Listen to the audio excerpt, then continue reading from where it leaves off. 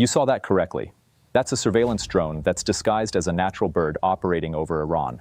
Best of all, that drone looks like an eagle. That's not even the most significant news coming out of the Middle East. Yesterday, Houthis entered the war. Houthis fired a ballistic missile and a rocket from Yemen to Israel. Luckily, all these projectiles were intercepted. But nonetheless, this was a major indication not for the rockets that were fired, but what it meant for shipping around the world. For us to understand the risk here, we have to first look at how has oil trade reoriented itself after Iranian regime shut down the Strait of Hormuz. You see, before the war, around 15 million barrels of crude oil shipped through the Strait of Hormuz every single day. Now, it was pretty much impossible to replace all this supply once the war started. But Saudi Arabia has been able to replace a big part of this supply by shipping their oil from their east coast to the west coast and loading it up on tankers in the Red Sea.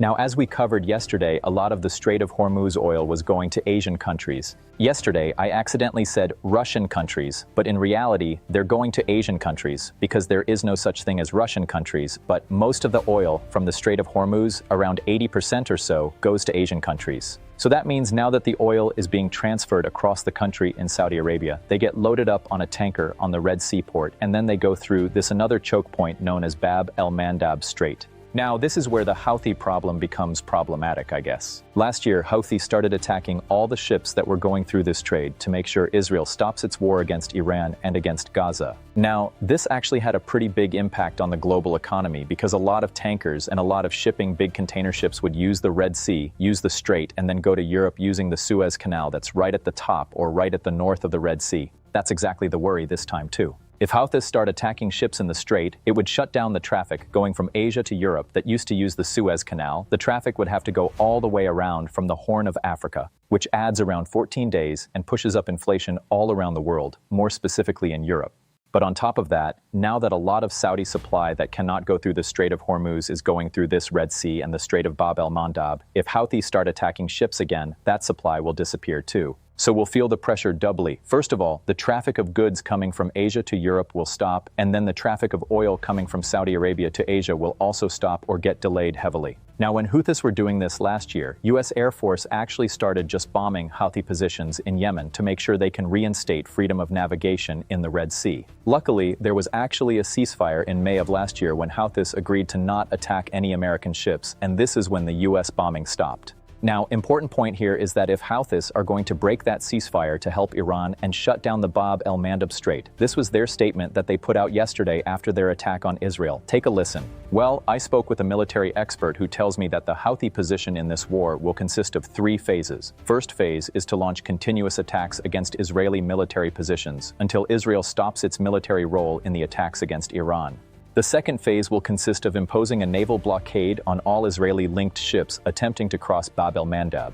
The third phase will consist of attacking US military bases if the US gets involved. Now, this is where things get a bit interesting because it doesn't seem like Houthis actually want to be part of this war. And this is where we need to, I guess, talk a little bit about terrorism politics, meaning even the terrorist groups are playing politics of their own. Now, Iran had been supporting the Houthis a lot, especially if you go back a few years. And now it seems the Iranian leaders who are still alive want to cash in on that support, and they are putting heavy pressure on the Houthis to join this war. Now, Houthis don't really want to get involved because of what happened last year. There was US B-2 bombing raids happening almost every single day over Houthi targets and Houthi infrastructure. So what they did was just fire 2 missiles at Israel as a warning, basically saying that if you keep attacking Iran, if you keep attacking Hezbollah and Lebanon, then Houthis will get involved too.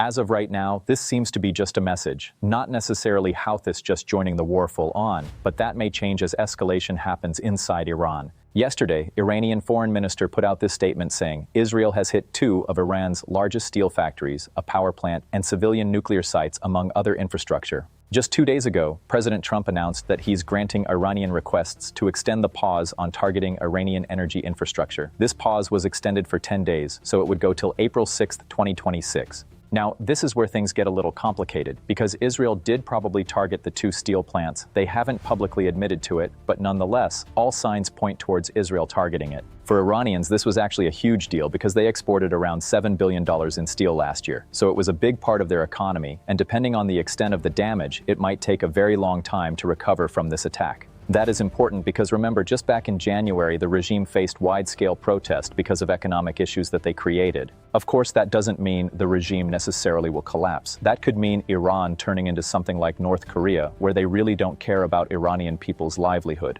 Well, this is where we shift our focus to the Iranian retaliation because that was also pretty severe. After Israeli strikes on Iranian steel producers, Iran went after basically civilian factories all around the Gulf. Iran published a list of sites they will target across the Gulf and the Middle East. This included a steel manufacturing facility in Israel, in Saudi Arabia, in UAE, in Kuwait, in Qatar, and Bahrain.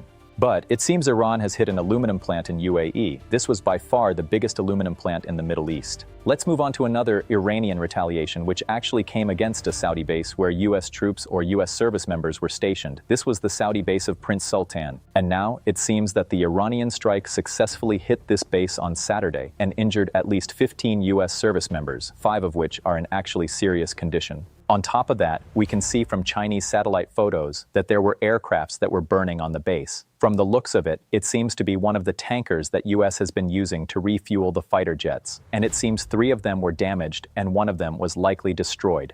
This seems to be one of the more successful attacks Iran has carried out against US military assets and, of course, US service members. So even though diplomacy seems to be moving forward, it also seems like war is also escalating, and it's very hard to predict what will happen next. If Houthis get involved, it may actually convince other Gulf countries like Saudi Arabia, UAE to actively get involved, start striking Iranian targets. And on top of that, if Houthis get involved, that would disrupt a lot of trade to Europe. If you found this useful, like the video and subscribe to the channel.